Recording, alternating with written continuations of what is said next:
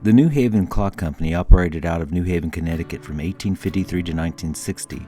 Over the more than 1 century of its existence, the well-known clock company produced many varieties of table, wall, and mantel clocks, as well as pocket watches.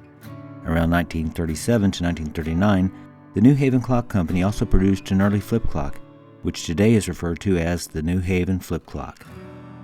Recalling the historical events surrounding an antique flip clock can be fascinating, but in this case, the history of the factory building where the clocks were made can be just as interesting. The old brick factory building resides in New Haven, Connecticut, in an industrial area just outside of downtown New Haven. Without question, the New Haven Clock Company building, located on Hamilton, St. John, and Wallace Streets, has a long and colorful history, and someday, perhaps a promising future. The old clock factory building over the years hosted such things as Kurt's Gay Bar, various strip clubs, including the Club International Strip Club that featured a glass swimming pool hanging from the ceiling, a motorcycle club, various genres of music concerts, an indoor skate park, oddball art galleries, as well as squatters.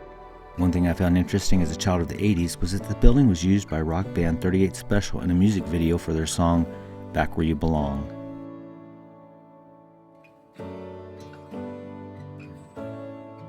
Unfortunately, in the early years, the New Haven Clock Company made glow-in-the-dark clock dials by painting them with self-luminous paint containing Radium 226.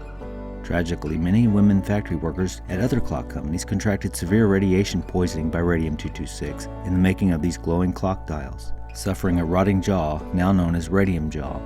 Several of these women bravely took a legal stance against the involved companies and the government, eventually securing new workers' rights. The book Radium Girls by Kate Moore covers this tragic moment in history very well. While the New Haven Clock Company did not carry the stigma of injuring their workers, the building still became contaminated with radium. After years of environmental studies, the building was accepted into Connecticut's Brownfield Site program. A brownfield site is a property for which the redevelopment or reuse may be complicated by the presence of any hazardous contaminants.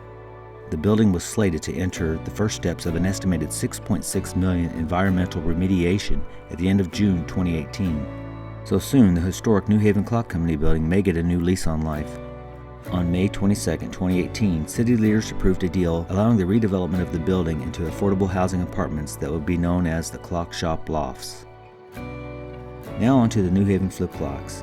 This video marks a first in a review of the New Haven Flip Clocks because to my knowledge they have seldom been pictured or reviewed together. Now here, we're quite fortunate to have both clocks in Flip Clock Fan Studios.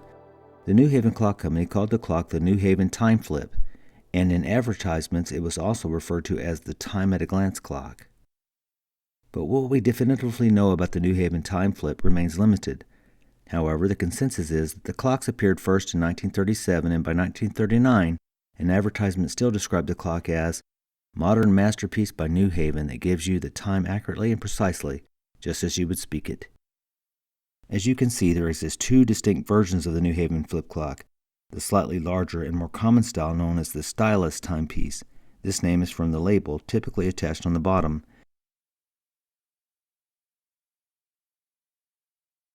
And the other, the Perseus numeral timepiece.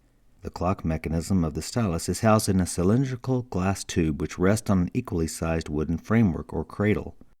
The cylinder and cradle are positioned between two arched wooden end pieces on either side, almost like bookends. The numerals are large and easily visible from a distance. The movement of the motor can be confirmed by a spinning flat circle flush with the right inner side of the clock that has an umbrella pattern. The whole assembly lies on a relatively thin, about 1/2 inch flat wooden base. The wood is reportedly natural mahogany trimmed with white holly. Advertisements list the dimensions as 7 3/4 inches wide, 3 3/4 inches high, and 3 3/4 inches deep.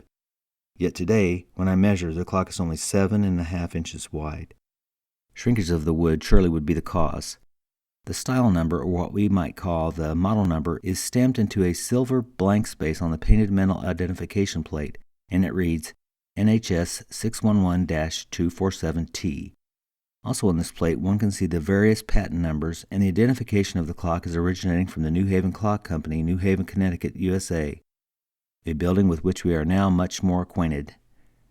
The second version of the New Haven Flip Clock, which is considerably harder to find, is the Perseus numeral timepiece. In spite of a different name and look, the plate on the backs of these clocks contains the same style number as found on the Stylist timepiece. There is also another variant of this clock with a nameplate bearing the stamp WS611-473T and the designation Westinghouse Electric Supply Company, Hamilton Street, New Haven, Connecticut, USA. This clock also has the Perseus numeral timepiece label on the bottom. Collectors who have had both in their possession assert that they are identical. It has been speculated that the New Haven Clock Company produced these alternately marked clocks to be distributed by Westinghouse. In the Perseus clocks, the entire mechanism and glass cylinder are exactly identical to the more common Stylist clock. Now that we have both versions in Flip Clock Fan Studios, it's clear that the mechanisms are identical. When we remove the left arch from the Stylist, we see that we are dealing with some extra space here. You will notice that the clocks have old-fashioned type plugs, as the original silk-wrapped cord from the 1930s have long disintegrated. Beyond the identical clock mechanisms, there are some obvious substantial style differences between the clocks. The Stylist timepiece is slightly longer than the Perseus being about 6 1/4 inches wide compared to the 7 1/2 inch Stylist. And as you can see, the Perseus clock features circular rather than arched endpieces. The left-hand side is substantially more narrow than the right being thicker by necessity, as this is where the motor resides, as it does in the Stylist type. The circular endpieces, combined with the lack of resting cradle under the glass, creates an impression that the numbers are floating between the endpieces. The unbalanced look of early flip clocks of the 60s and 70s harken back to this Perseus New Haven flip clock, as you can see when we compare it to a 1960s Solare Udini Cifra 3. Even so, many collectors seem to prefer the look of the Stylist timepiece. Whatever their preference, antique clock collectors as well as fans of flip clocks universally seem to appreciate these historic clocks. To sum it up, the New Haven flip clock appeals to history buffs, collectors of antique clocks, as well as fanatics of flip clocks. Hard to find and expensive to obtain, this historic flip clock marks an interesting time in U.S. history, as well as early flip clock history, and someday, the building where these two clocks were made may come to life again. Thanks for taking the time.